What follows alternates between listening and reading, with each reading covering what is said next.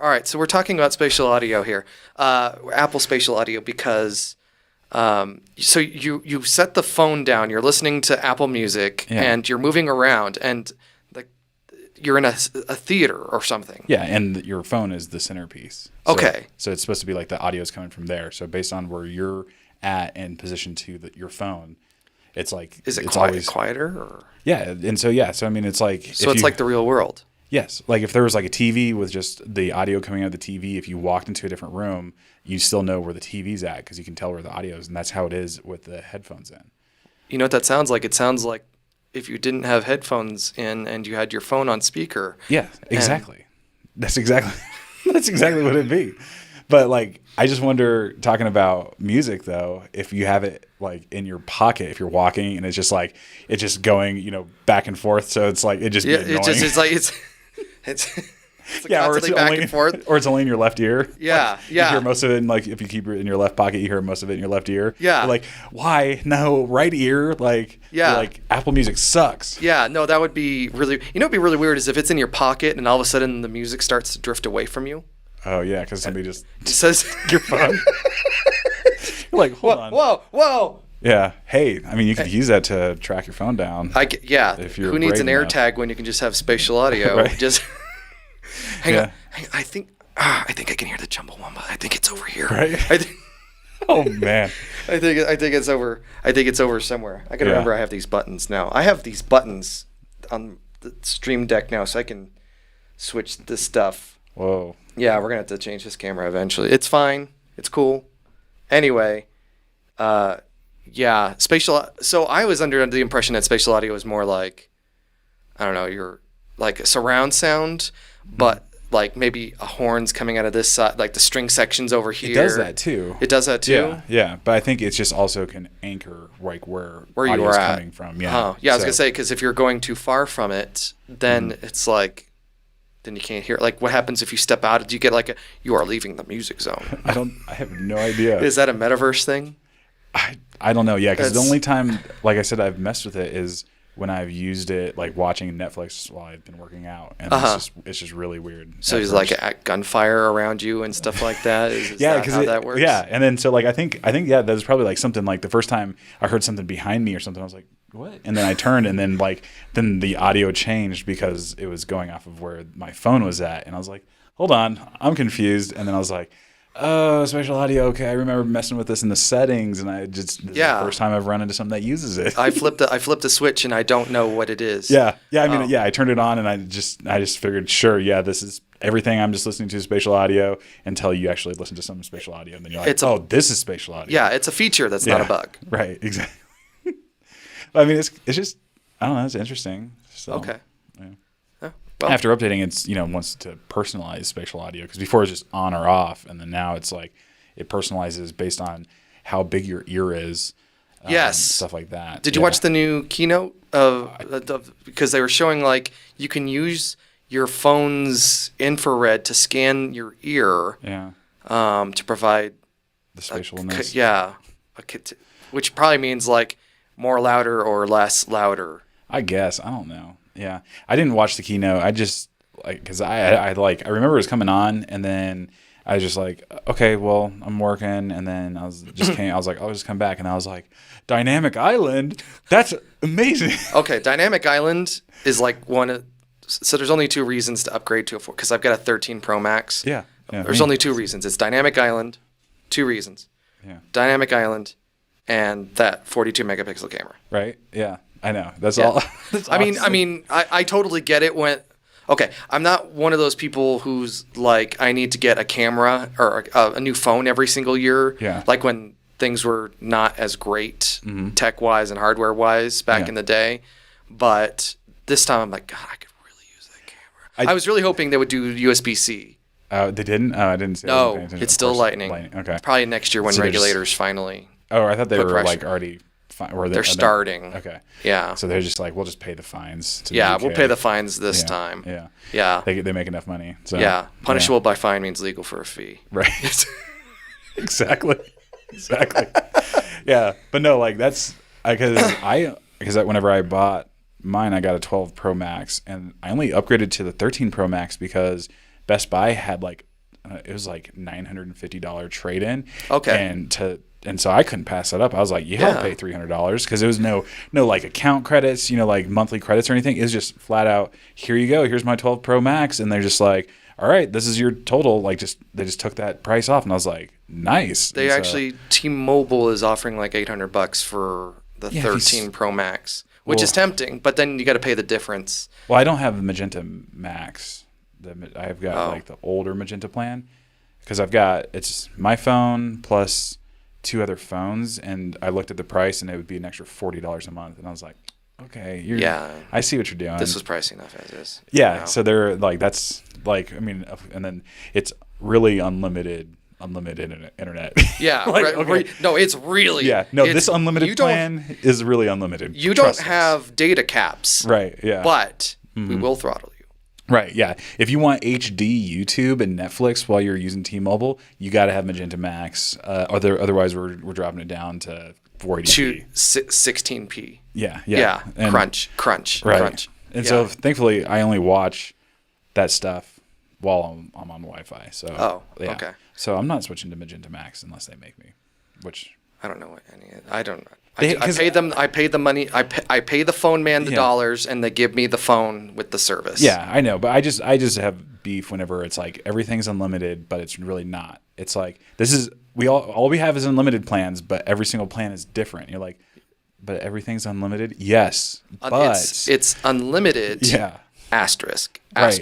Asterisk. Everything underneath it is limited, but the plan is unlimited. Just think of it's unlimited possibilities depending on how much money you want to pay. Oh, God, yes, exactly. Yeah. Ugh, that's where the term unlimited comes from. Do you want to start a podcast? Sure. Okay.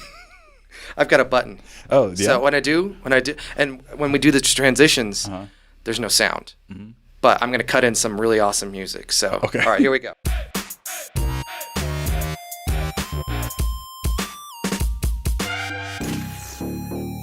See, wasn't that great? This is Hot Takes and Steering Brakes, a pop culture podcast by the Colorado Springs Independent. I'm reporter Nick Raven. I'm your host today. I will be pressing buttons.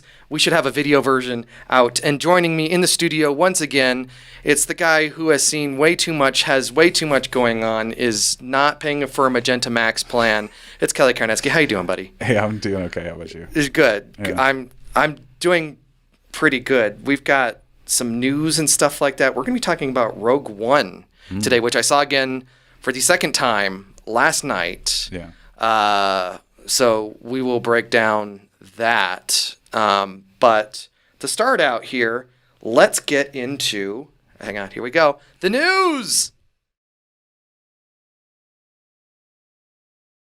See, that's what I'm saying. We got the news here. I've got a couple of stories picked out from this week. First one's a bit of a bummer, and I know we've got a little bit of history of this, but the first one is this is from Kotaku. They're citing multiple sources here. G4 TV hit with major layoffs less than a year after coming back. For those who don't know, G4 was a cable TV channel. It was it was like 20 years ago, and their primary claim to fame was, we're video games and it's 24 hours. And then obviously they never had 24 hours worth of content. Well, even before that, it was Tech TV. So that was a separate thing. Oh, was it? Yeah, they merged them or something? Yeah, so Tech TV was owned by Vulcan Ventures, which was Paul Allen. Okay. And then they wanted to get out. And then G4 TV was, it was a Comcast thing. So Comcast bought G4. Okay. And then so it was G4 Tech TV for a bit, and they had that logo that was the interlocking thing. Okay. Gotcha. And then, okay. But what it basically was is they murdered everyone from Tech TV, and that was a bummer because there were some good shows. There were, yeah. They would have it was more like newsy. There was more professional stuff you had, but then you also had Leo Laporte and Call for Help, and there were extended play with Adam Sessler, and I can't remember. There was Morgan Webb, she's the one that everyone kind of remembers. But then before Morgan Webb, there was Jane, and I think there was someone else before that. But they had that before the merger. So then there was the merger that happened. This was 2004, because I remember 2003, 2004, because I remember at E3 that year when I went, they were promoting that.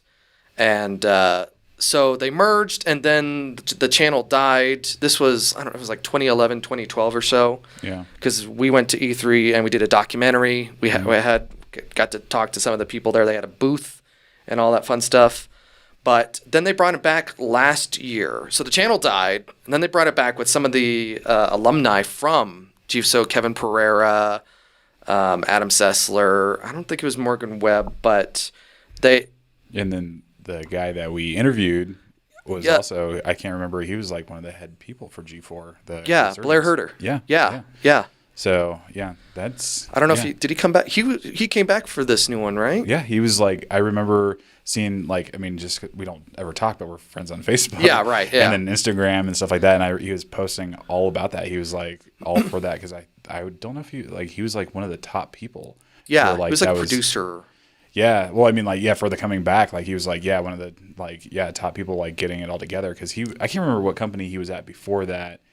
Doing some of the similar things too, you know, and then moved on to this, and then I was like, dang, that's awesome. He's like part of this. He's working it. Yeah, and then so it sucks to hear that they're so the way. Hang on, let me see what Kotaku had to. At least somewhere between 20 to 30 staff members were laid off at G4 TV today. This was a couple days ago, according to 3 sources familiar.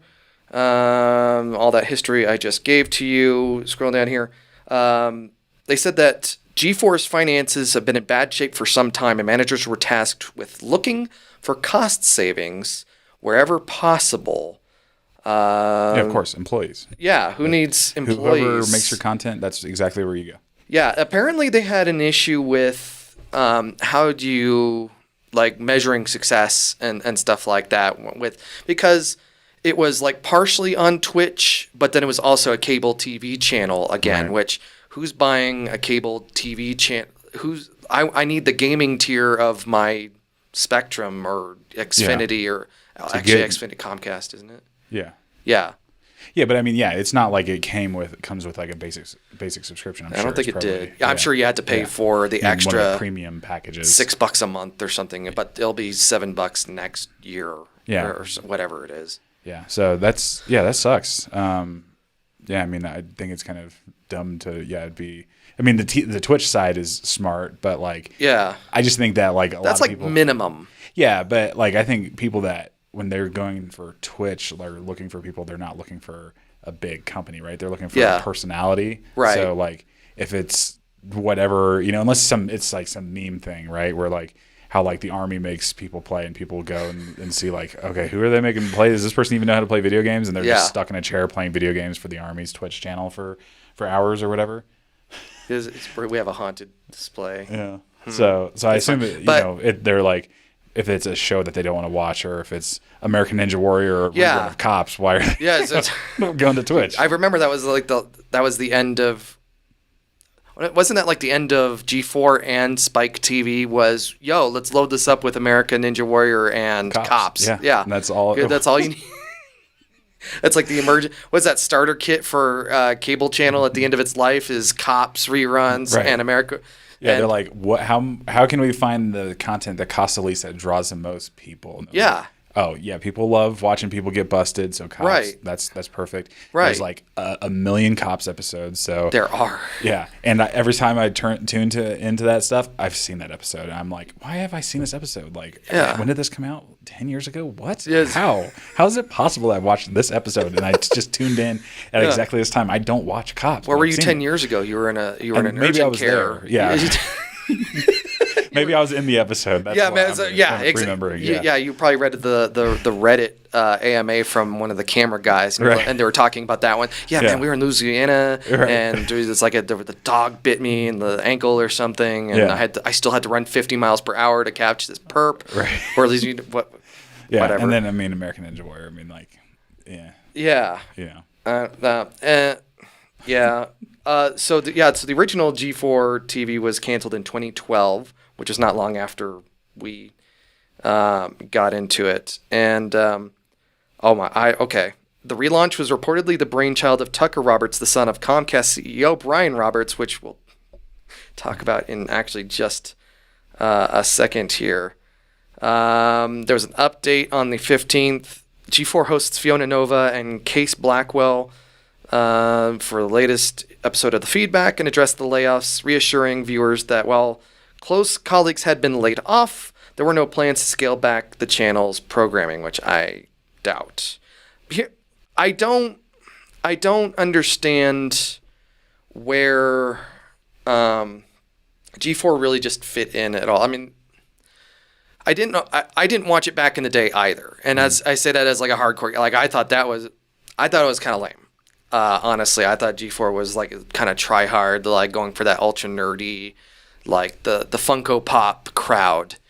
Yeah, I mean there was some entertaining things, but like I mean, and that's even of the original content that they had, you know, and exclude all the American Ninja Warrior and the Cops reruns. Right. Like the stuff that they were producing for gamers back then was always like, Yeah. They didn't seem it seemed like pre-Giant Bomb. Like that's how you do a bunch of video content before YouTube and all that stuff. So yeah. I never really fell for G4 at all. I know some people have some like Attack of the Show, which used to be something else. That was like but that was one of the shows that I watched like quite a bit. Like cuz it's Attack of the Show. Yeah. I thought it was like some parts were entertaining, some parts were just definitely over the top, but like yeah. I mean, I thought they tried to be entertaining with it. You know, it's definitely like one of those shows that it seems like what's the guy from Community, Joel McHale. Yeah, Joel McHale. Yeah. Like you would see like he would be in it, but like these guys actually knew video games and stuff like that. You know, it was like that level of humor, but not Joel McHale from the awards show. Yeah. So it kind of reminds me of Joel McHale from The Soup, but like games and people that knew games, but not Joel McHale whenever he was doing the Game Awards or whatever, where he didn't know anything about games. Like when like Tosh.0, but for games instead of lame internet videos. Yeah. So like The Soup and Tosh.0 mixed together for gamers. Yeah. Okay. Yeah. I wish I'd gotten that impression when I was watching it because it's like. I never was really into The Soup. Or I definitely didn't like Tosh. Who watch E? Yeah. Who watches E? I mean, that's the show that's always on in the ER or at a dentist's office or at the gym. That's the channel that's on. Yeah. You're like, oh, cool, E. And you're like, Mario Lopez from Saved by the Bell? Like, and it's like, oh, he's like all on E? Like on every single every single show on E? Oh, that's where he's at. Okay. He's a fitness fanatic, as I understand it. Well, we'll see how long G4 is long for this world. Next item in the news here. Don't load that ad. I don't want you to. Oh, it's an iPhone 14 ad. Go figure. Dynamic Island. Thank you. I heard us talking about it. God, I know. Yeah. Let's actually, since I brought it up, Comcast CEO Brian Roberts, who is still the CEO there, NBC Universal would love to buy Hulu outright from Disney. So this is from Media Play News, and all of these links are going to be in the show notes, so you can click through and read all you want. Speaking September 14th at the Goldman Sachs and Technology Confab in San Francisco, which is so tech crunchy a place. Right. To be speaking for, and like I can envision now, you got the curtains, you've got a couple displays that's like, hey, look at us, it's Goldman Sachs and Technology Confab, and it's the presenter with her cue cards, and it's it's a love seat and a presenter's chair, and they're just having a casual conversation, and there's an audience, and and everybody's just like, yay, I love Goldman Sachs, technology, you guys are good at technology there. I was really hoping that Goldman Sachs would really show us the technology today. Right. Anyway. Instead, Comcast. Okay. What's Comcast know about? Now, Xfinity. That's a company that knows their technology. Okay. Let me say. Roberts was asked about the pending sales date, which is this year, or 2024. A move that would seem in the cards considering NBC Universal's recent decision to begin pulling original content from Hulu to put on its own proprietary Peacock streaming service. He says, so if Disney won't sell it to them, they'll just take all the content until it drops the price, and then Hulu will have to sell it, and then they'll just say, hey, this is now Hulu Peacock. Or Peacock Hulu. Yeah, whichever one. Yeah, Peacock Hulu, I'm sure. Yeah, Hulu. and then they're gonna just kill off one of those services. So that's interesting. Quoting the store, Roberts, however, recognizes a valuable asset in Hulu and believes selling NBC Universal's stake could instead transform into an offer to buy Hulu outright. He said, Hulu is a phenomenal business, Roberts said. Its scale is fantastic. Mm-hmm. The CEO believes Hulu's content offering combined with blah, blah, blah, blah. Yeah, because they were the first, They were. Yeah, so of course they have a huge stake because a lot of people like me are still subscribed. Yes, even though if you're not clearing your queue, right? Yeah, even though they're all these companies are pulling their content for their own streaming service, but right. But obviously this guy just is like, he basically just said it right there, is like, yeah, instead of us selling it, how about we just squeeze them out and make them sell it to us, because we'll just threaten them like, we'll pull our content unless you sell it to us. And then at which case, then they'll just consolidate it into one of those platforms. And now we just have one less choice again. And it's starting to become a cable monopoly again. Right, I know, God. And I didn't put in, I thought about it, but there was a story recently where Disney CEO Bob Chapek is like, yeah, Disney Plus, we're not charging enough for it. Like, there's so much stuff on there, paraphrasing here. We're really, there could be more. We're leaving money on the table with this Disney Plus thing. Here, the way I see it, and I think this is kind of a consensus among the people that I saw read on Reddit, was this would be huge for Comcast because Peacock sucks. It does. And so it's like, if you let Disney, so the way it worked was, so NBC, as you're pointing out, NBC Universal was one of the original stakeholders of it. And this is before Comcast bought them. I'm pretty sure. Yes. Yeah. Yes. This. Yeah. Even in the story, this was before. This was back when it was GE, way back and Vivendi, actually. So and this was 2006. Yeah. So this is a long, basically a million years ago. Yeah. And so they're original stakeholder, and then Fox got involved. Yeah. And then Time Warner got involved. And so it kind of ahead of. Can you move, you stupid notification? Get out of here. No, I'm assuming Disney bought those stakes. Because I got Wikipedia, thankfully, has a document here. So Disney got in pretty early on. So Disney bought in. So it was three ways plus this venture capital, Providence, their venture fund, hedge fund or whatever. And then time. So it was like it was a four-way split, and it was really confusing, or it was really interesting, I should say. Yeah. But then, over the past decade, everyone's been buying everyone else. Yeah. So Disney bought Fox, and then AT&T. They're trying to shed all their stuff because they took on tens of billions of dollars in debt to buy like DirecTV, right, to buy Time Warner, which they rebranded as Warner Media. Well, they own HBO then too. Yes, or they did, because AT&T sold it recently to Discovery. Really? Yeah, and so now that's why there's all these talks about hacking all the HBO stuff down, because Zaslav, who's the Discovery CEO, is like, yo, things got to get cheaper quick. So we're hacking down some stuff to make it fit. So AT&T sold their part in it. So it's 2/3 Disney that owns Hulu, and then 1/3 NBC Universal, and then in 2024, next year, or 2 years out, they have the offer for Disney to buy their third, NBC Universal's third, in Hulu. So then it becomes all Disney, which they already have Disney Plus. Hulu Plus. Right. Exactly. Hulu Plus, Disney Plus, ESPN. Yeah. The triple threat.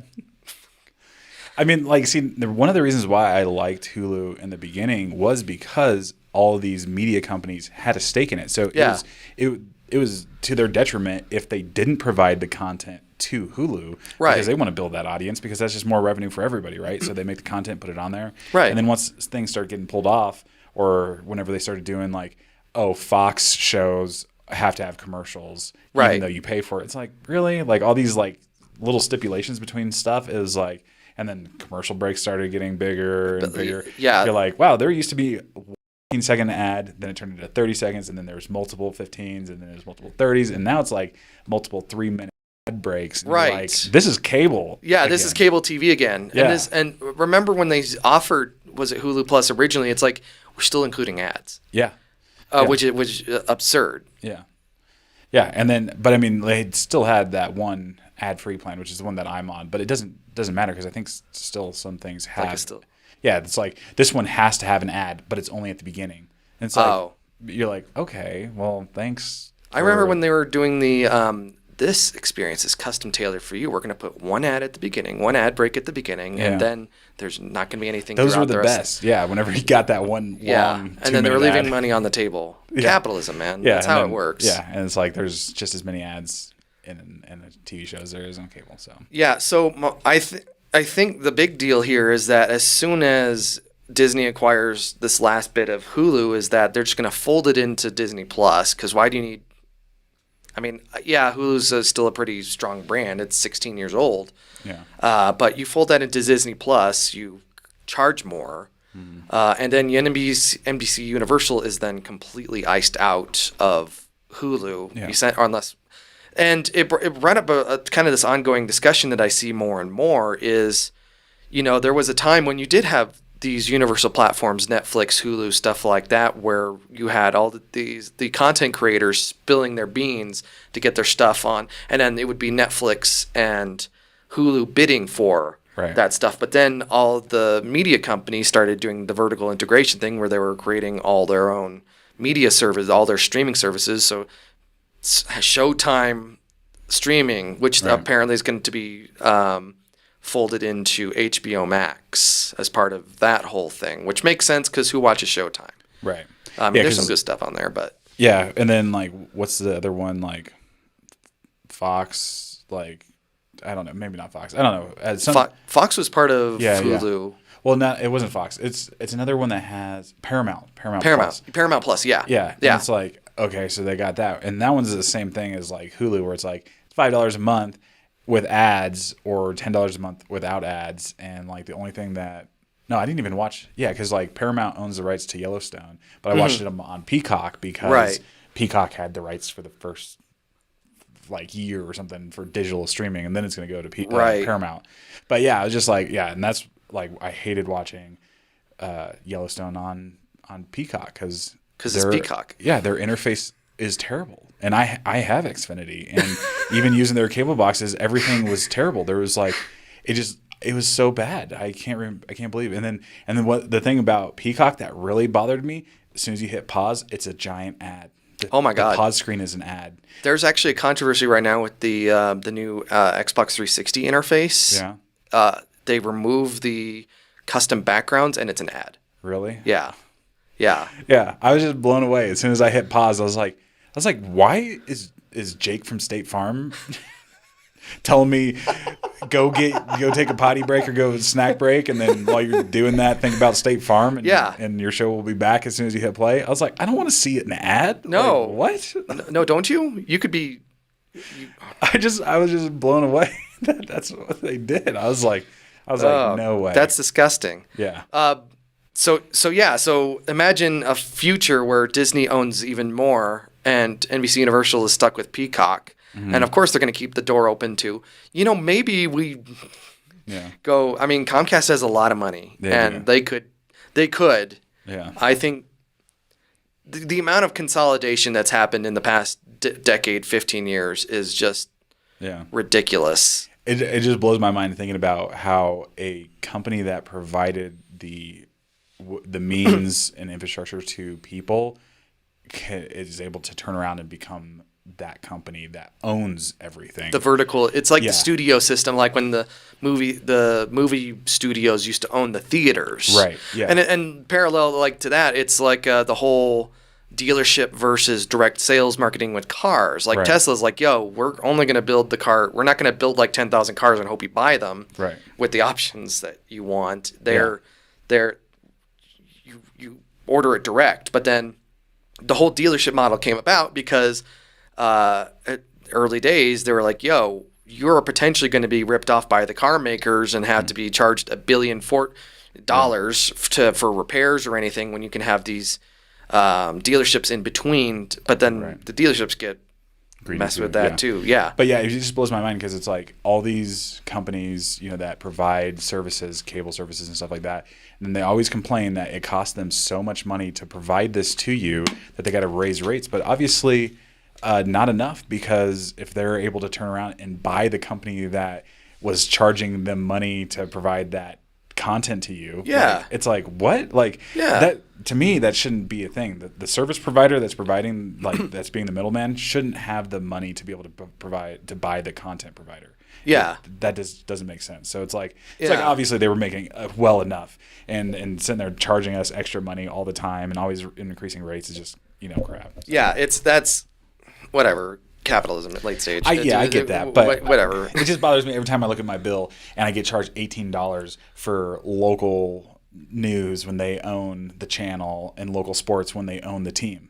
Yeah, and it's like, really? You're gonna go ahead and nickel and dime me on everything, huh? Yeah, I don't even watch the local sports or the local channel that you guys own. Yeah, well, but you're still charging me for it. That's how it works.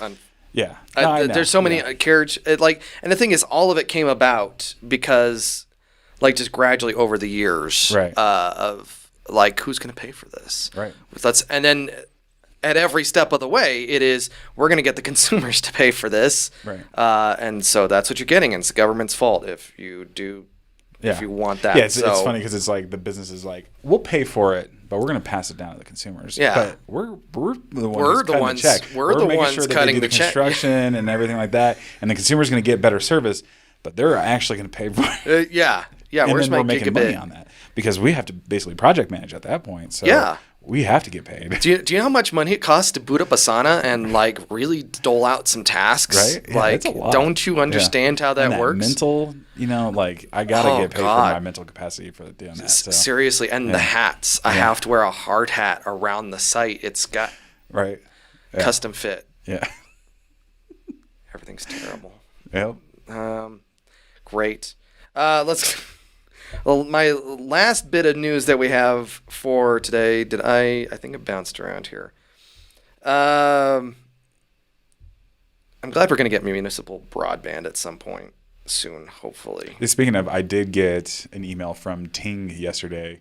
Because they're the anchor provider. Yeah, for Colorado Springs utilities. Yeah. And they made you pay $9, or made me pay $9, and I paid it to pre-order.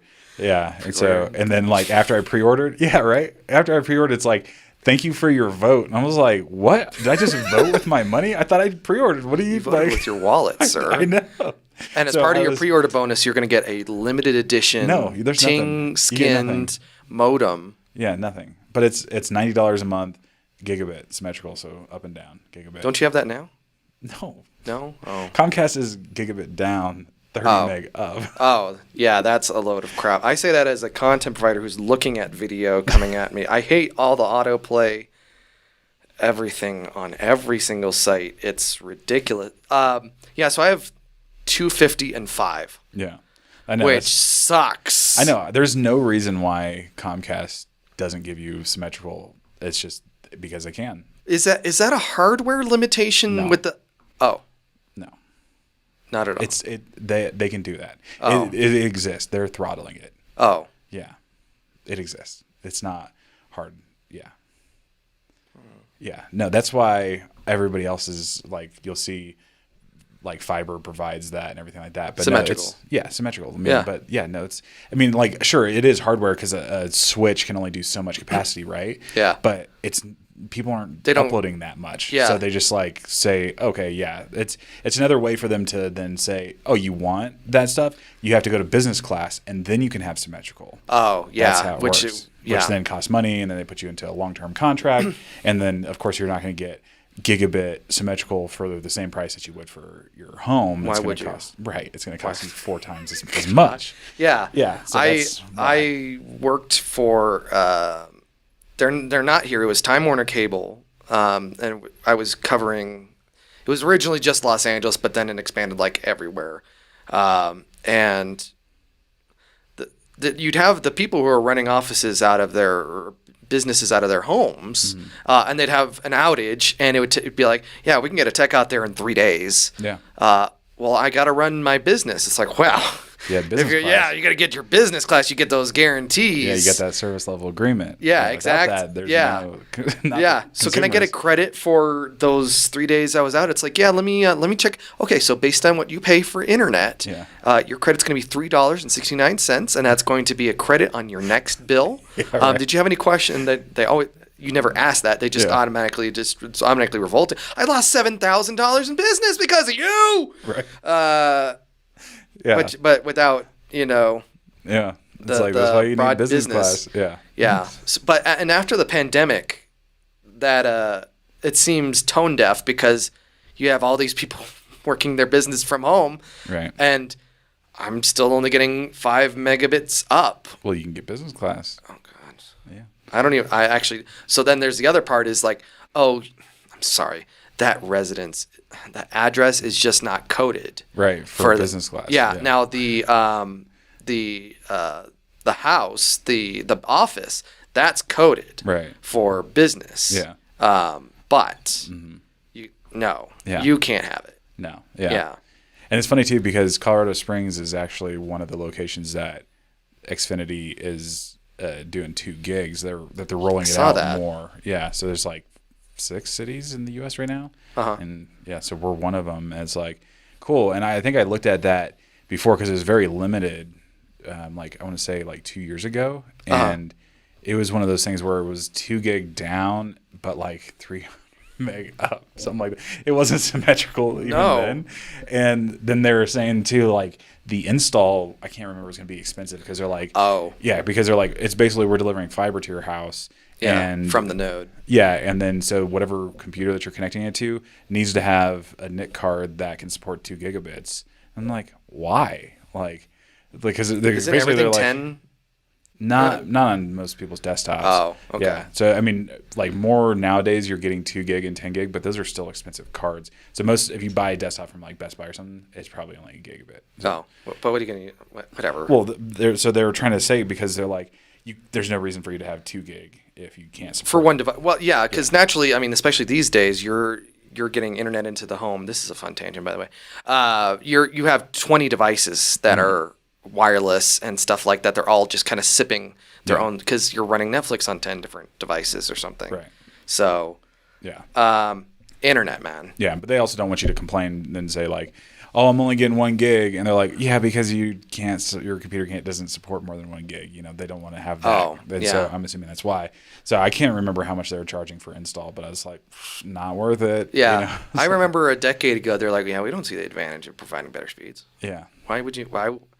You're at if it was a gigabit symmetrical, I would be super happy with that right now. I bet most people don't even need the symmetrical part, but like just to have as an option, like because I mean, you're home, you're 15 years old or something, you're streaming to the internet or something, exactly. Like you need that upload because you got to get your 4K, TikToks, making YouTube videos, right? Like all that stuff. Like that is a big thing. I mean, but even if you're just not not even a professional content creator, just the fact that you make a video and you don't know how to compress it, but YouTube does, like you got to wait 10 hours for it to upload because you have 5 meg connection. Like that sucks. Oh, it does. It does. Yes. Yeah. So I mean, like, why hurt those people whenever there's no reason to? Because money. Yeah. It's the exclusive reason.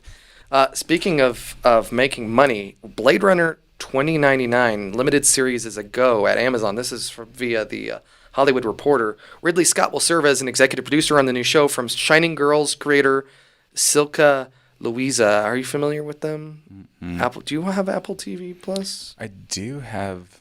Is it called Apple TV Plus now? Isn't it? I don't know. I think it's. Wait, I don't know. I think it is. Okay.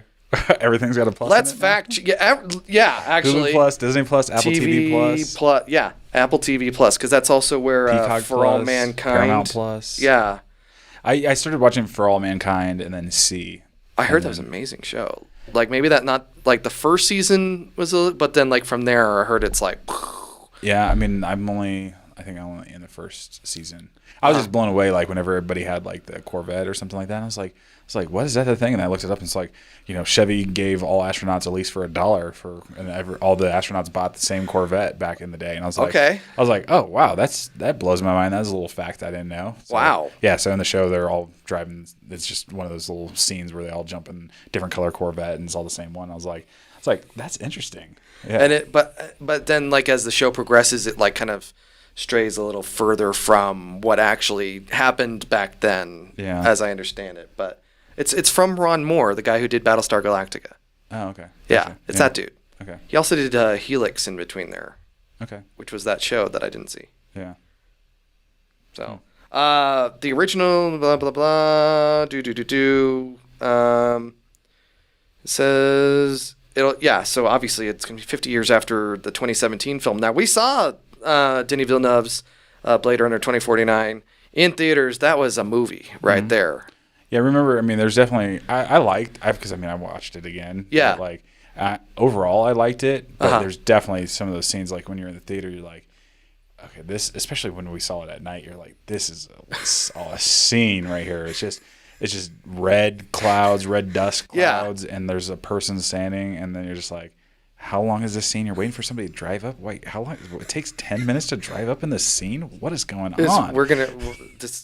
I'm gonna have a similar complaint about Rogue One here in a little bit, but I've seen it since as well, and I think it's a masterpiece. I think it's one of the most.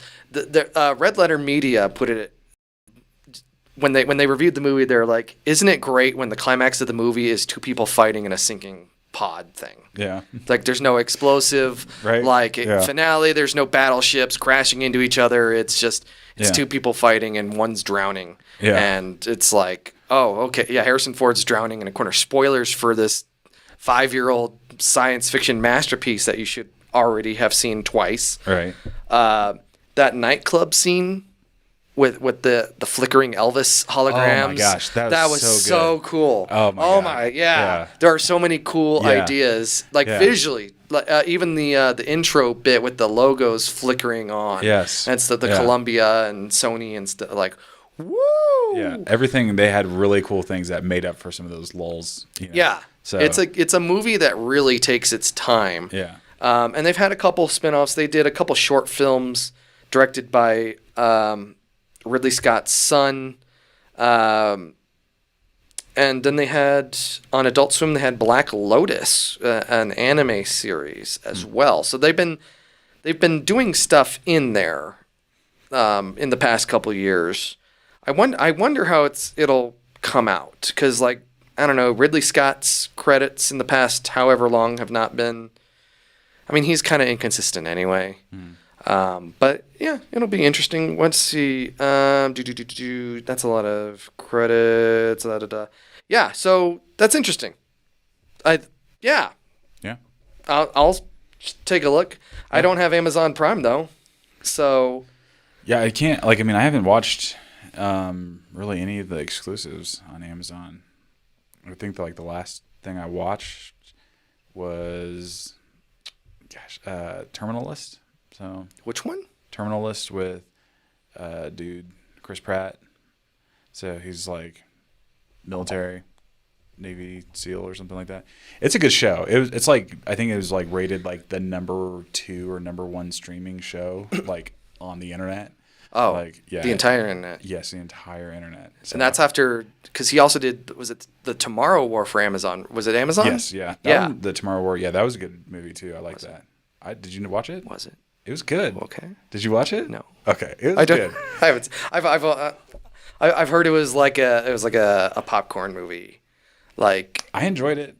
Okay. I'm sure. I like the science fiction, and it was, because it was right away, action immediately. Because it's just the way that the thing goes down. Because there's no tomorrow. Because there's a war. Right, but because they just basically teleport you to the future, and it's just immediately you're just oh, okay. This is hell. Yes, exactly. Okay. Yeah, exactly. Immediately what happens, if you watch it, you'll see. You're like, oh, that sucks. I don't. And then you can see he's like doesn't want to go. You know, Okay. and it's like nobody wants to go, but they like kill you if you don't go. Okay. Like that's the thing. They come back from the That's future a very and they're like Soviet thing. Yeah, they're like, hey, you've been drafted for this war in the future, and if you don't show up, you're just gonna explode and die or whatever, or die. And so because they put something like on your arm and it just like kills you if you don't show up to your draft. Huh. Yeah. If it's the future, don't they already know who's not going to show up?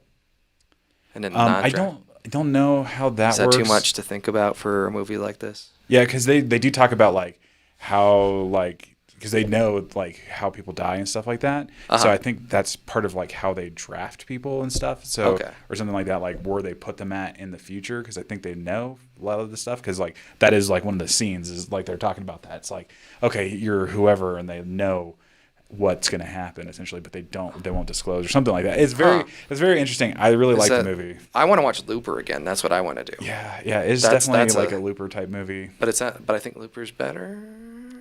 I mean, this is just aliens getting killed and stuff. And okay. There was no aliens in Looper. No, there are no aliens in Looper. No. So yeah. So I mean, Looper was really good too. It was such a good movie. And I was gonna squeeze it in here, but I was like, I don't have enough for it. But the Glass Onion trailer dropped, Knives Out 2, for Netflix. I wasn't really a fan of Knives Out. You weren't a fan of Knives Out? No, I thought it was going to be different. Oh. I kind of went in with different intentions, I think, to that movie. Oh. That's a bummer. It's a really good movie. Have you seen it again since? No. You should watch it again. Okay. I thought maybe because it wasn't as comedic as I thought, as like I think it was one of those movies where the trailer portrayed something a lot different than what the movie was. Sure. So my expectations were a lot different, and I was like, "This is not really a comedy." It's not.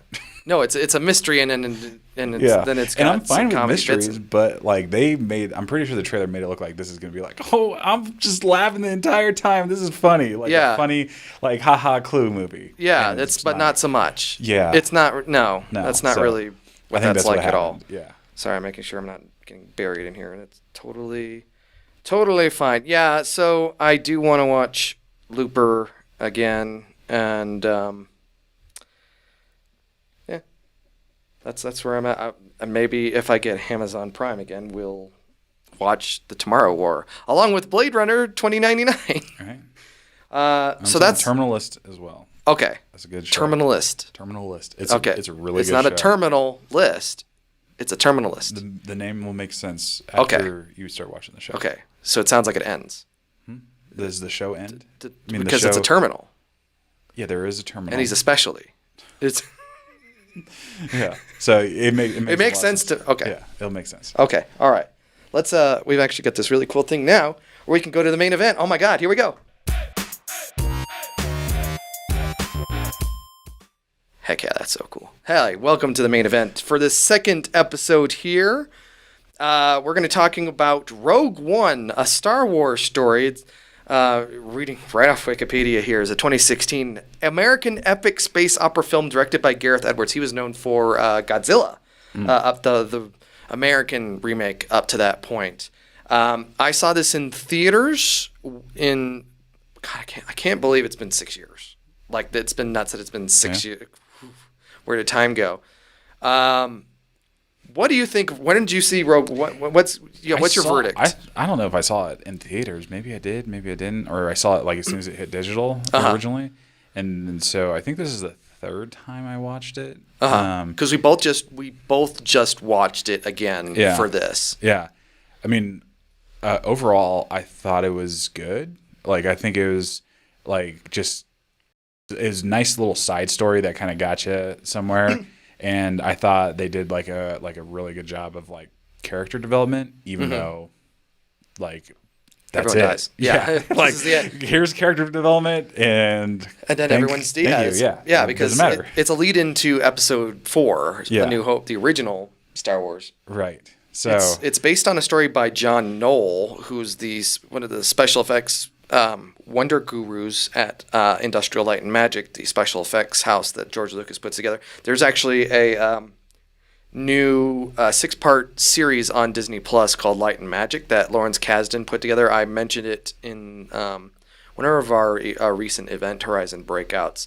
Great documentary because it talks about ILM from the very beginning when they had to create it because there were no, like 20th Century Fox had dismantled their special effects studio, and they had no one to make the special effects for Star Wars, so they had to invent everything essentially. And it talks all the way up to the volume that they used for Mandalorian and stuff like that with the virtual space and LED panels and stuff like that. And there was that transition in the early 90s from they had this huge shop with all these model makers, and then here comes digital and the computers are starting to get better, and like the fear, like the people who left because like, oh, I can't make models anymore, like Phil Tippett and all that stuff.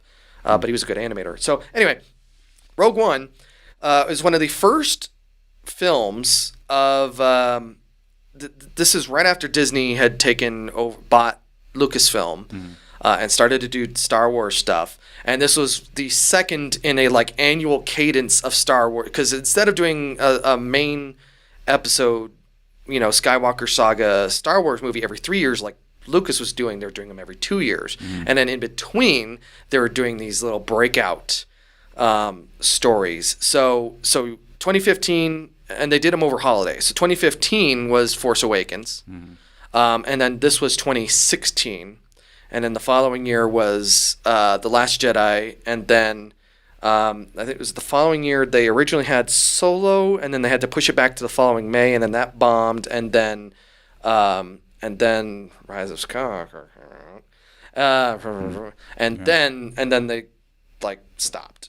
On there. So, but this is the one. But that's when they started coming out with the TV shows, right? Or yes, yeah, they were kind of. So there was like an explosion of Star Wars content everywhere, right? But I'm fine with the shows too. Like I think the episodic stuff I think has been really good too. How they do that stuff. I understand it. Yeah, because I mean I've like all like the Mandalorian and stuff like that. I haven't watched like the latest stuff, but I think they do a really good job of that stuff too. So I don't mind those. Doing that. I still like that there's this extra, because that's one thing that Disney's doing really good is it feels like every time something's done, there's this other big, like something that's spun off of something big that they own, right? So then you're like, oh, I want to know more of the backstory of whatever. That. Yeah, right. Yeah. Like I want to be in the universe more. So having something else tied to it is nice. Right off of that. One thing that watching, because I just recently watched Obi-Wan.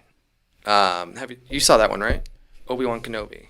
I have not watched that one yet. Okay. So it was originally supposed to be like a trilogy of films, but after Solo bombed, they're like, maybe we bring it down a notch and we'll put it on Disney Plus.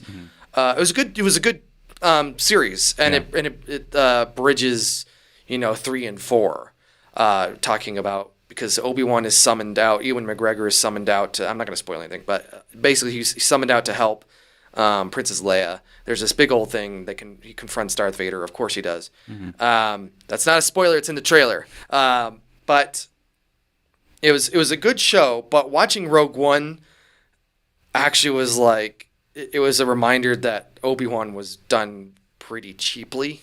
You can, like, the production values are not that high, and you can tell that they're working in this virtual space that is the size of, a classroom or something, right. Having this epic action scene where there's thousands of troops or this huge landscape or whatever, and it's clearly not, because it doesn't look quite right. So that's one thing. Rogue One looks expensive, and the thing is, through 2016 there were reports left and right, and it was even confirmed in multiple sources here that they had to reshoot a lot of it. If you look at those early trailers for Rogue One, there's a lot of scenes that did not make it to the end there. They had, after Gareth Edwards was in, Gary Whitta was originally on the screenplay. He dropped out after a couple drafts. Chris Weitz came in, and then Tony Gilroy. And then Tony Gilroy, after Edwards was out, he actually went through and reshot a bunch of stuff and got a writer's credit for it, so that they could tweak a bunch of stuff in that story. I will say, when I saw it originally, I did not like it that much. I thought that the first 2/3 up until they land on the beach on Scarif was boring. Yeah.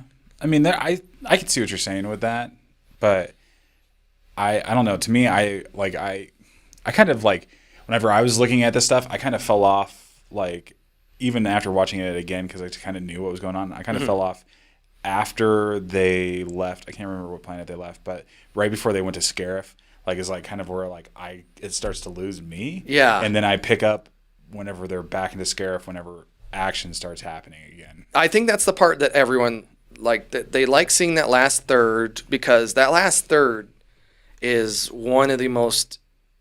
We'll circle back to it, but it's one of the most incredible space battle sequences in any movie ever. Yeah. It is mind-blowing, but I think people are really into this movie for that reason, but then also the fact that Darth Vader shows up and starts cutting up dudes. Right. It's so messed up. Yeah. Yeah. Because that's like a super intense scene where they're like trying to like run from Darth Vader with whatever data drive that he has, and he's like, oh. And it's interesting because it reminds me, because we just saw the Batman earlier this year, and there's that scene where it's just black, complete darkness, and out of nowhere, swing, and there's this, and then it's like, oh, you know what's gonna happen. It's like the end of episode 2 when Yoda hobbles up with his cane, and he's like talking to Count Dooku. It's like, what's gonna happen? It's like, oh, you know what's gonna happen.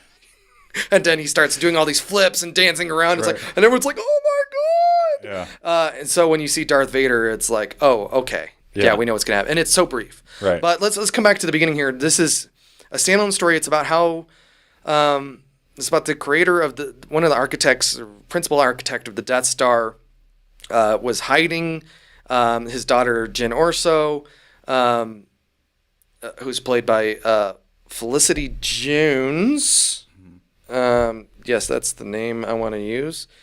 So he gets captured by the Empire. Director Krennic, he's the one wearing his white director's gown, which is really cool with the cape. Yeah. I really, really like that. I like Director Krennic as a character because he's incompetent, but also he's getting some stuff done. He is a guy who is so focused on getting this battle station together that he's like letting all of these bad things and security breaches and stuff happen, and he doesn't know how to handle any situation whatsoever. Except for like whenever it was, like, he was quick to like approve like the shooting, the test. He's just like fire. You know, like, like get it done. Yeah. It's like, okay, we just need to prove it. Let's go. Well, Tarkin. Yeah. There's like just single reactor only. We're not even gonna try. Like, and he's just like immediately like no hesitation. I really like that. Like, with his character. So. Yeah, and there's a part where he's Tarkin's holding his feet to the fire. He's trying to get approval from the Emperor. He goes to meet Darth Vader, and he's like groveling, like, dude. I'm trying my best here, and Vader's like, okay, so stop screwing up. And as he leaves, he's like, so that means I'm still in charge, right? And Darth Vader's like, yo, humble yourself, chill, buddy. Force chokes him a little bit while he's walking away. As he's walking away, and then while Darth Vader's walking away. Yeah, while Darth Vader's walking. Yeah, like, and then super casual, like don't choke on your aspirations, director. Like like, oh. Okay. Yeah. And that was James Earl Jones too. Yeah. He's sounding a little older. Yeah. Even a couple years ago. Him, yeah. I guess they're going to use AI for the future performances, or that guy from Chad Vader. I don't know. Anyway, we're dancing around a bit, but it's the smile that kind of creeps across Krennic's face as he walks. Like, yeah, I'm still in charge. This Death Star thing, heck yeah. Yeah. So he immediately goes off the scare. So the story is about getting They discovered that the Empire has this Death Star thing, and they can blow up planets with it. Yeah. Well, they knew there was a powerful weapon, and then they find out what the powerful weapon is. Yeah, and that's the story of Cassian Dude Face Andor, who has his own series coming up here on Disney Plus called Andor, because that's what you call a series about Cassian Andor. But he meets this informant. It's like, yo, they've got a thing, but you got to track down. I'm not even getting into it. It's like there's so much stuff that that first 2/3 is such an annoying thing, because they do all this stuff that doesn't amount to anything. It doesn't mean anything. Yeah. So there's this defector, Rook, who's played by where you at? Riz Ahmed, who's in Nightcrawler, incredible in Nightcrawler, a couple other roles as well, but he's trying to find Sol Guerrera, who's this. So you have the Rebel Alliance, and then you have Sol Guerrera, who's this guerrilla, who's like not really affiliated with the Alliance, but he's a rebel, and he defects to them. But then Sol has him submitted to this brain scanning dude, to Alien, this tentacle monster, to determine if he's truthful or not, even though he's got this message that says, yo, this is the truth. And so Jyn Erso and their crew from the Rebel Alliance, they land on Jeddah, which used to be this big prosperous thing before, the Empire and all that. They find this message, so this like 20 minutes or so after they land on Jeddah is just sequence after sequence of them just nuking dudes. Yeah. It's like, all right, so here's the scene where Kazin and Jyn, all right, you two are going to, next 5 minutes, you're nuking everyone. Cool. All right, now we're going to introduce one or two more characters. They're going to nuke everyone. Cool. All right, and then here's the next sequence. These guys are going to nuke everyone. And it's like, it's so pedantic and irritating. It's like, cool, when's the movie going to start doing something? So then they're they're captured, brought to Seoul. Jyn looks at the message. It's her dad. She started crying. And it's like, I mean, sure, okay. So that's when they test fire on Jeddah, which is one of the coolest sequences ever. Yeah. You just see this, and it's just like this huge nuclear explosion that just crawling slowly across the planet. Yeah, like a tidal wave of the planet. Yeah, it's just like, as they're escaping, like the planet's like crawling over them like a wave. Yeah. But this message is something that only she and Sol have seen. He dies, and they don't believe her. Yeah. And their goal is to kill her dad. Right. So then you have another half hour of them going to this other planet, the Rain Planet, where the Udo. Hang on. That's Jeddah. Sorry, there's so much stuff that happens in this movie. They're just hopping planets. And see, but I think that was one of the reasons why I didn't really mind it too much, is because it kind of reminded me of like any video game you play or anything like that. It's like quest after quest. You got to go here and then you go here. I didn't really mind it too much. But it's like a huge freaking thing where they're. Why am I not finding this? I think you're right, Udo or something. Edo. Yeah. Edo. So then they have to spend half an hour on Edo in the rain. Well, their ship, they crashed. I know, that's how the movie justifies it taking that long, because they have to steal an Imperial shuttle, which then facilitates them getting to Scarab. Exactly. See, this is whatever. This is a good video so that's game. The thing. It's like the flimsiest premise to get you between A and B, and it's like, man, we got to get to B, because the only cool part about Edo is the fact that the rebels secretly deploy a squad to blow it up. Yeah. The test facility where Director Krennic's meeting them.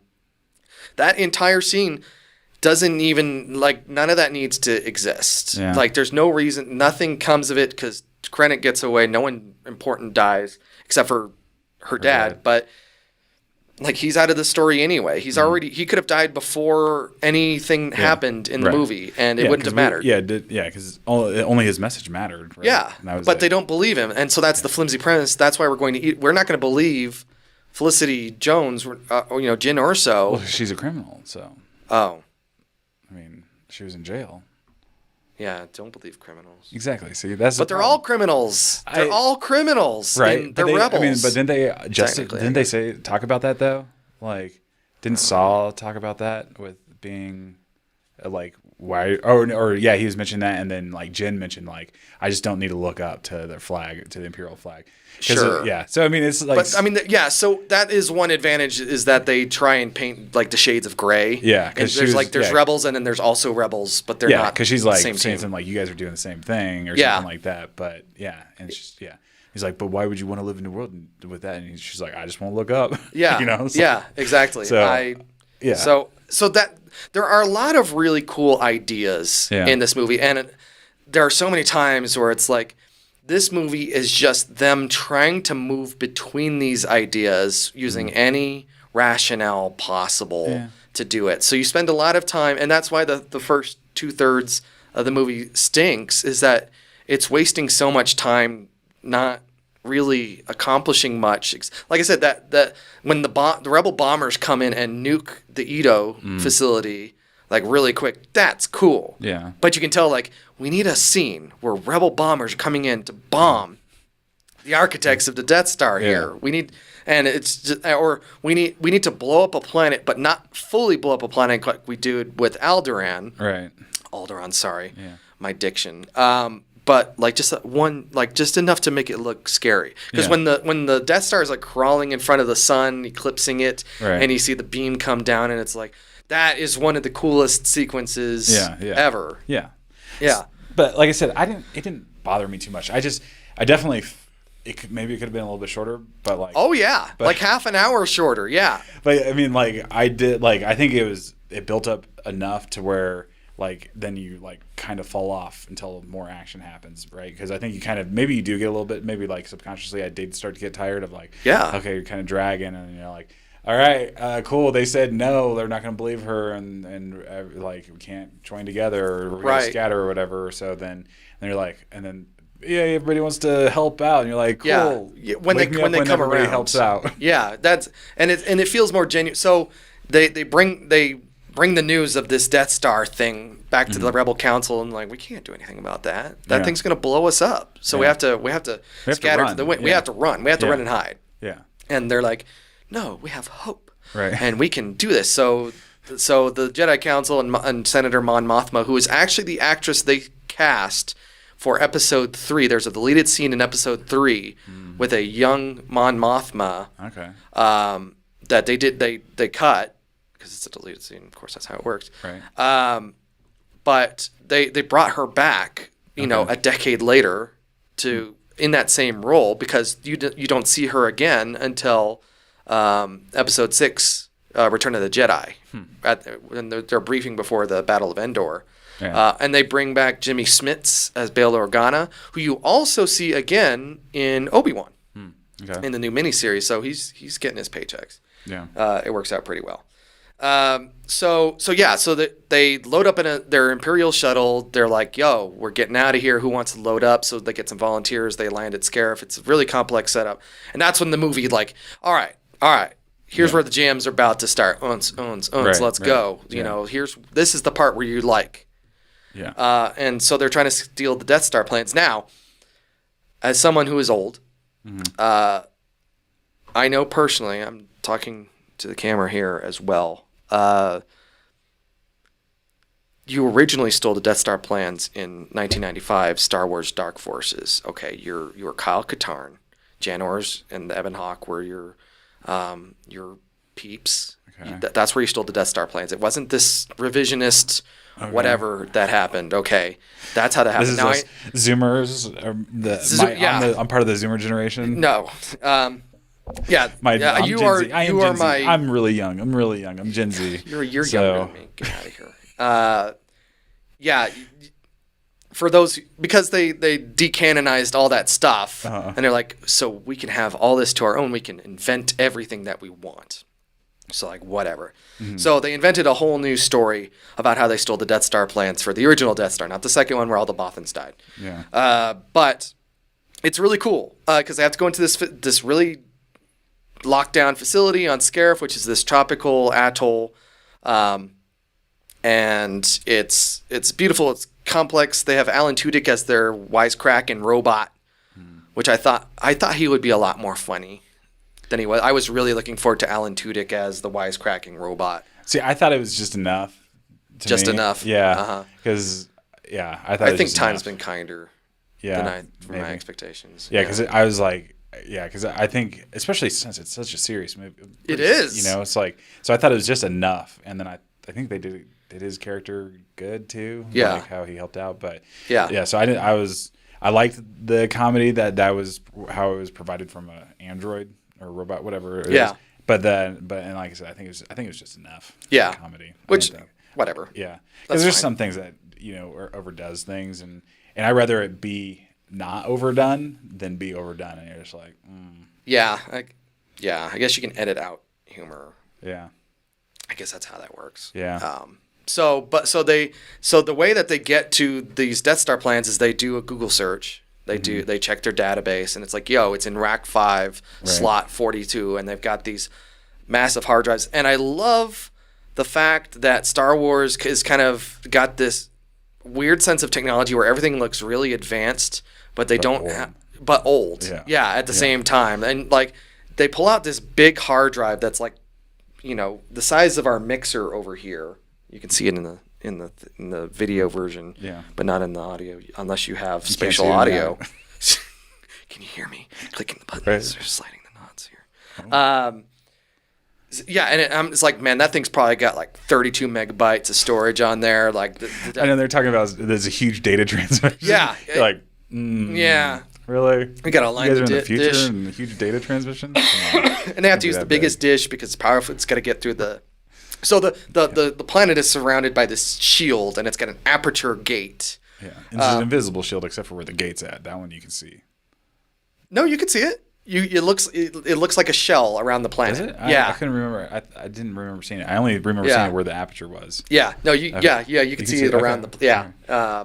And that's a cool idea. Yeah. That you can only get in. And there's like this tug or a boat or something that's like just floating in there. Yeah. And then when they have to close the aperture, they have to like slide the sides of it. It's really cool idea. Like I said, this movie has so many cool ideas. And that just goes to the whole like advanced but old technology. Yeah. Like really? It's got a space tugboat to close. Yeah, right. Exactly. And so there's a big space. So the Rebel Alliance, or at least one of the admirals, is like, yo, I'm taking my chunk of the fleet. Mm-hmm. We're going to go. And because we believe that this could help turn the war. Yeah. And you get freaking Star Destroyers crashing into each other. Like the scale of like every single space battle sequence is amazing. Yeah. When they have that Hammerhead Corvette just smash into one of the Star Destroyers, which then shaves off the entire top of the other. Like that is so cool. And then they both collide into the gate, which opens it. Yeah. Which whatever, I'll give that a pass. That's fine.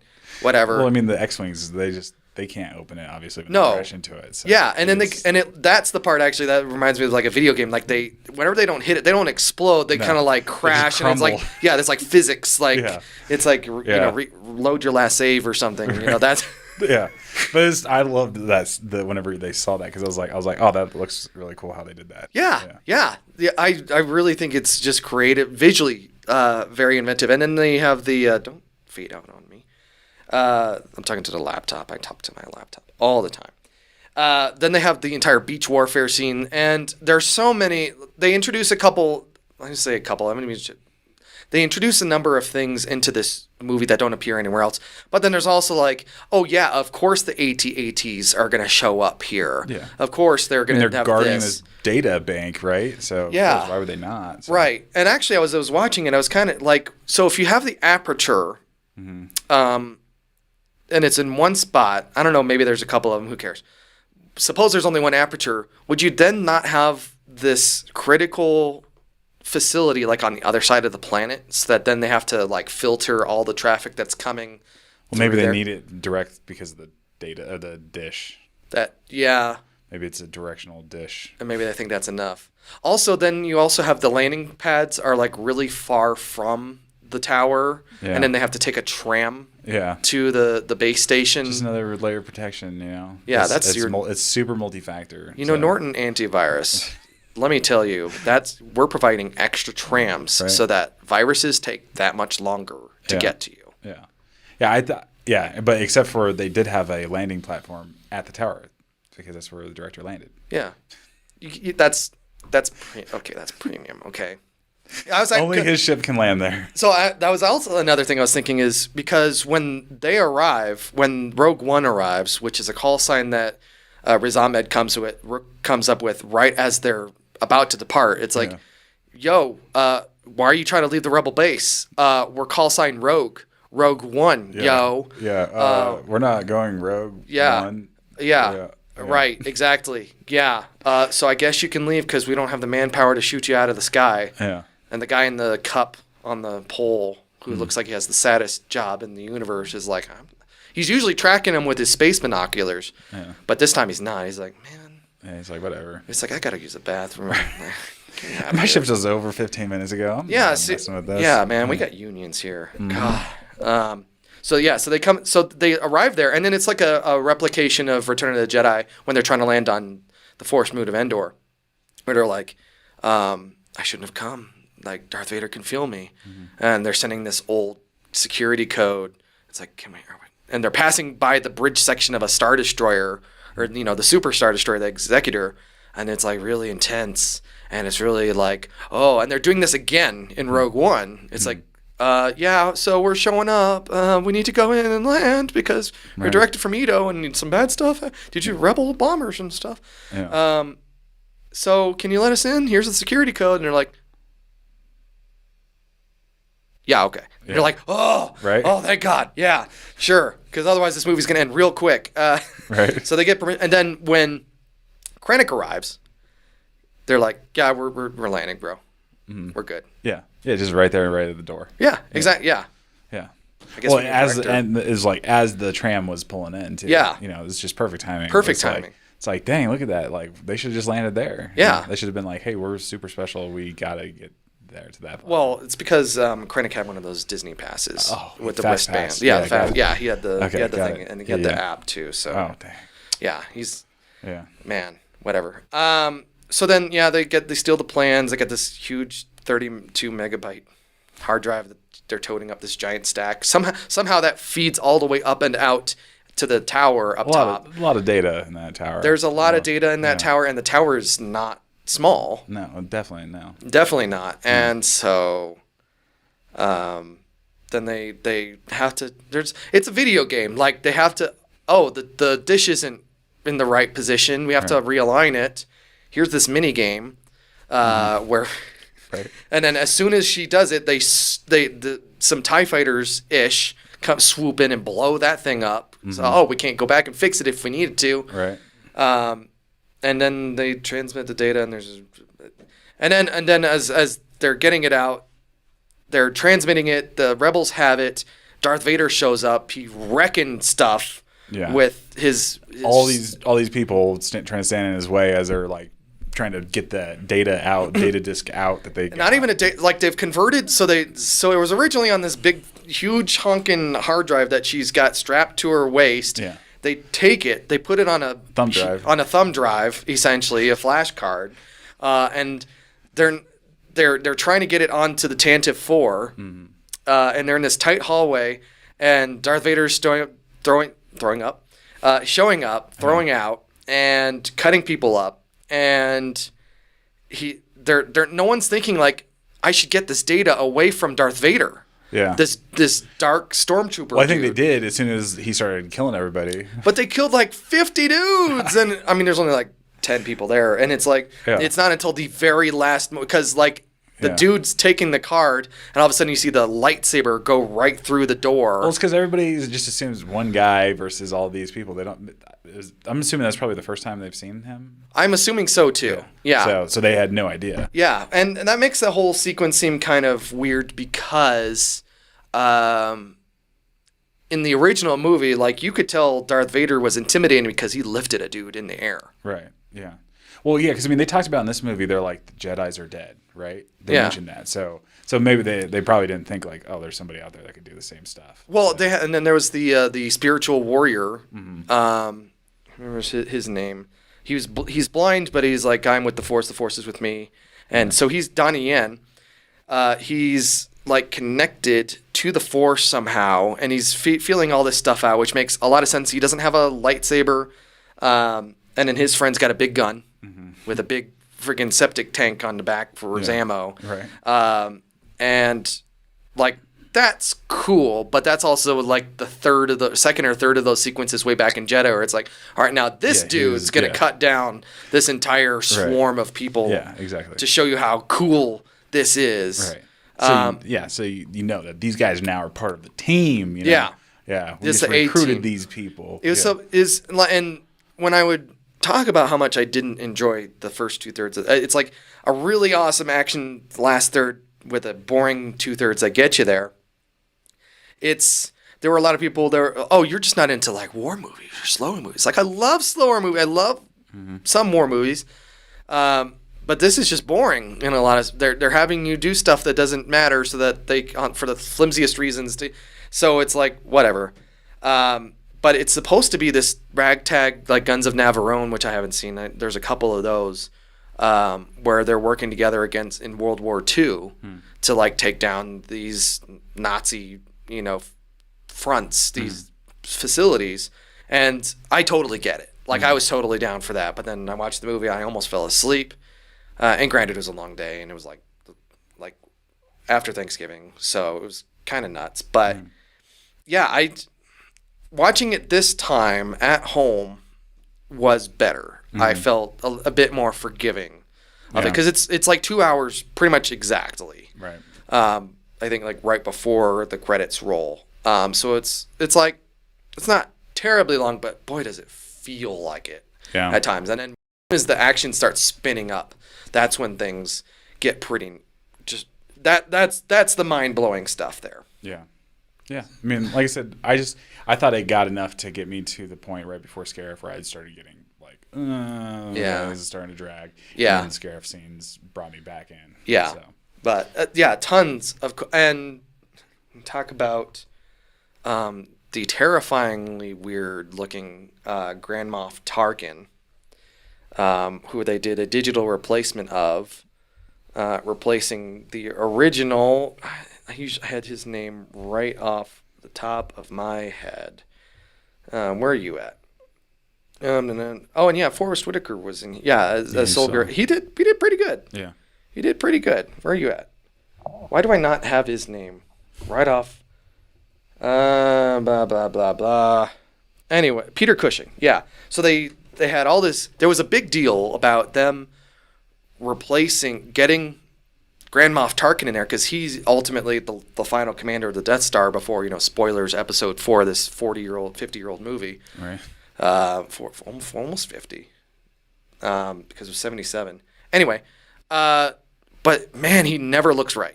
Yeah. And this was true way back in the day too. He looks like this digital like eel skin over his face. Yeah. That replaced it, and just like the eyes aren't right, the face, the skin texture isn't quite right. But I think more is the lips, like because even with Princess Leia at the end when she said hope, yeah, because they did a replacement of her too. Right. I think it's the way that the lips move. I think it's just a little too slow or a little too smooth or something like that. Because I don't know, maybe I'm just weird, but I'm one of those people that I notice like audio syncs like barely, like whenever it starts to slip, and it bothers me really bad. And so seeing that, I'm like, lips move a little different than that. So just like the way that her lips and his lips were moving, I was like, it's a little too animated. It's not. That was really what was pulling me out of it. I was like, it doesn't. The lips are not getting me. There have been some pretty good YouTube videos about why it doesn't quite work despite their best efforts. I honestly, even hearing the new performer who replaced him, blah blah blah. He doesn't sound quite the same as Peter Cushing did. Like they're close, but he's like younger, and he doesn't have like quite the the age to him. Henry, yeah, what's his name? I got you, Henry. But yeah, he didn't like you close your eyes or the scenes where he's off camera, Guy Henry, because he was in Harry Potter as well. You actually and he looks even without the digital face replacement, he looks like Peter Cushing. Gotcha. And so it's like, oh, that seems like the best thing that you could possibly do. Yeah. And it doesn't. Just hearing him, I was like, it doesn't quite sound like him, because the Star Wars: A New Hope takes place like minutes after or hours after the events of this movie. There's a lot of fan service in this movie. There's so much fan service, and I think this was right before they could. This was right when they could get away with it. Yeah. This is when they could cram in all these references. Like there's a very, very brief cameo with C-3PO and R2-D2. Right. There's this one bit where Alan Tudyk's robot, K2SO, is about to say, I have a bad feeling, and they cut him off. Right. Yeah. And it's like, they made all the references. Yeah. I think this is just going to be a show about complaining about referencing the past. I think that's what this show is just going to be. So, I don't know. Whatever. Right. That's what it is. But overall, you said it was good. I enjoyed it. I mean, yeah, like I said, it was definitely, there was definitely parts where it started to really drag for me. Yeah. But I still enjoyed it. You recommend it? At least once, just to watch it. Just to watch it. I mean, if you're a Star Wars fan, definitely. You should. If you're a Star Wars fan, that like people say I have to watch Mandalorian and I haven't yet, and I'm like, I guess I have to. I thought Mandalorian was good too. Okay. Yeah. So I mean, it's one of those things. I mean, if you're not into that stuff, then if you're not a fan of the there was a time or anything like that, or you just hate good stuff, then I guess there was a time when I was really ahead of the ball on the Star Wars stuff, like way ahead, and then like they just started releasing way too much, and I couldn't keep up. Yeah, it's hard ridiculous. Sometimes. Yeah, but and I mean, even me, like I don't know like all the names of the people, and I have to look them up and stuff like that. Whenever I'm like that person looks familiar, and I look them up, but like. Even just me, I just enjoy I enjoy Star Wars movies. The Star Wars. Well, I think that's what it was originally. It was like originally the Star Wars. Oh, okay. Yeah. I think I just enjoy that stuff. Sure. And just science, sci-fi stuff like that, and so it's just enjoyable to me. I think it was a good story. Yeah. I'm not too picky though. When it comes to that stuff, I'm pretty easy to please when it comes to. Make something that looks pretty and explosions sometimes. Yeah. It doesn't need to be a Michael Bay film, but like, give me a little bit of action and I'm like, yeah, this is awesome. In 97, you and I, my family, we went to see the special editions of the first two when we were still in Omaha. Okay. Yeah. I don't remember at all. I know. But it's a mental bookmark here. But yeah, we went to Council Bluffs and we saw it. So it's like, all right, Star Wars. We're going to do that. That's what's going to happen. So, sure. Watch it. Watch Rogue One. I mean, if you're a Star Wars person, you've already seen it. You don't need my recommendation. Whatever. Right. It's so boring. Like, I mean, it's definitely not my favorite one. I really I liked Solo a lot. Just because Solo's all right. Glover. Like I thought Donald Glover did a good job. Donald Glover did do a good job. So. That's a whole other movie. Wow, we could talk about that. Oh, but yeah. So I mean, I thought it was decent. Yeah. I hate it. Yeah, I guess that's. I don't hate it. There is that last third, but you gotta watch the bit where they build up to it. So I think there's a phantom edit or something where they cut out. It's just the last 30 minutes of the film. Well, it's like 30 minutes that they cut up to the last 30 minutes of it, so it's an hour long. Okay. Yeah, I think you get. It's one episode. It's one episode. It's an episode right, of TV, exactly. Essentially, yeah. Well, you get the ad, so it's episode and a half. Yeah. Yeah. Okay, That's how it so works. basically 2 episodes. Yeah. Okay. Yeah. I guess that'll work. Like a premiere episode where it's like they combine 2 episodes into one type thing. Yeah, it's a 2-parter. Yeah, it's a 2-hour long intro series for the original trilogy. Yeah. Okay. Yeah, I can see that then. Yeah. All right. Well, Rogue One, it's everywhere except it's not. It's on Disney Plus exclusively. It's sadly not on like Hulu or anything. I was going to ask, is there anywhere that people can find you on the internet, to talk to you about The Terminalist or anything like that? Sure. I mean, like you can hit me up on Twitter, I guess, at Kel. At Kel. Yeah.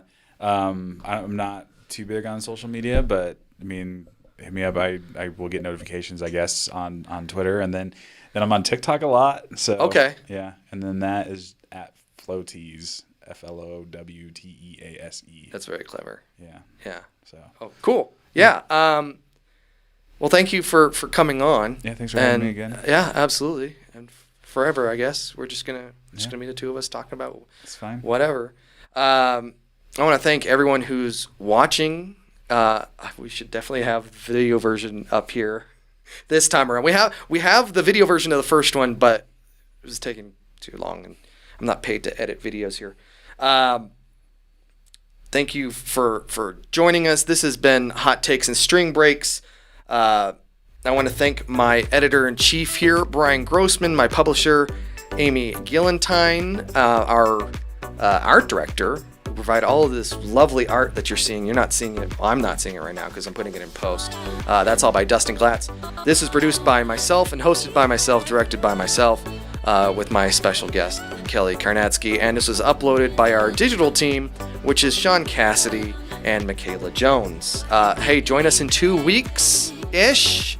We'll have another episode of Hot Takes and streaming breaks, and hopefully not much more or more. I don't know. Let's find out. You tell me. Engage in social media. Okay, bye.